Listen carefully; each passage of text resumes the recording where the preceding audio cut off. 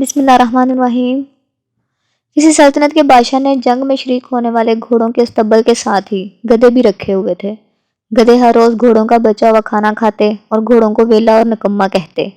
اندر ہی اندر کڑھتے رہتے کہ گھوڑوں کے لیے اتنا اچھا کھانا اور ہم سارا دن کام کرتے ہیں اور کھاتے گھوڑوں کا بچا ہوا کھانا۔ ہر روز صبح صبح گدھوں پر سامان لادنا اور ان سے سارا دن کام لینا، جبکہ صبح ہوتے ہی گھوڑوں کی مالش شروع ہو جاتی ہے۔ یہ سب دیکھ کر گدھوں نے سارا دن گھوڑوں کو گالیاں دینی کہ اگر یہ نہ ہو تو یہ سب کچھ ہمیں کھانے کو ملتا، ہماری بھی مالش ہوتی، خادم ہماری بھی دیکھ بھال کرتے، ہم سارا دن کام کر کر کے تھک جاتے ہیں۔ ایک دن صبح ہی صبح اچانک گھوڑوں پر کاٹیاں ڈالنا شروع ہو گئیں۔ ہر طرف افراتفری مچ گئی۔ ہر سپاہی جلدی جلدی اپنے گھوڑے کو تیار کرنے میں لگا ہوا ہے۔